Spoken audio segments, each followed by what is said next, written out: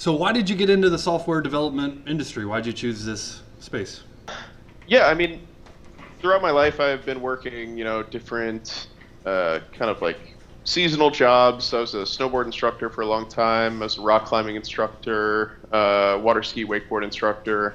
I really enjoyed like working outdoors. Worked in different restaurants, real estate for a short period of time.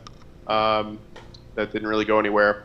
And I was kind of just like, jumping around at different things that I thought I would like and never really led into anything. But what I always enjoyed was working with computers. So, I decided kind of during the pandemic, like right in the middle of the pandemic, I'm like, you know what, this is a great opportunity for me to go back to school. So, one of the things that Ranken had, which was their 2-year associate's degree, was, it looked very nice to me. I did